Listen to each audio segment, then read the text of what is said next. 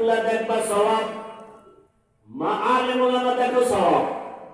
ওই বান্দা কি মা বাপ দেখে না, আলেম দেখে না, বাইতুল্লাহ দেখে না, কোরআন দেখে না, অল টাইম দরজা জানালা বন্ধ করে মোবাইলে জেনা করে, জেনা চোখের জেনা, হাতের জেনা, জবানের জেনা, অন্তরের জেনা করতে করতে করতে করতে চেহারাটা ভাল্লুকের মতো হয়ে গেছে, চুলগুলো উল্লুকের মতো, চেহারায় কোনো আলো নাই, কোনো নূর নাই, তাকাইলে কোনো মায়া লাগে না। অথচ 40 বছর পর্যন্ত আমার কলিজার একটা যুবকের চেহারা নষ্ট হবে না।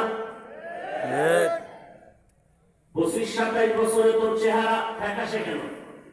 তোর চেহারায় আকর্ষণ নাই, আলো নাই কেন? দেখলে মায়া লাগে না কেন? রাইসুল মুফাসসিরিন আব্দুল্লাহ ইবনে আব্বাস রাদিয়াল্লাহু আনহু বলেন, মানুষ গুনাহ করলে, সীমা লঙ্ঘন হলে 5টা নগদ গজব আসবে, 5টা। 1 নাম্বার, চেহারা নূর চলে যাবে।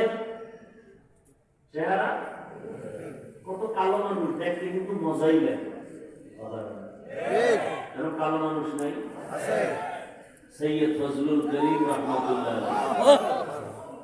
যে দেখে না সে বুঝবে কিভাবে?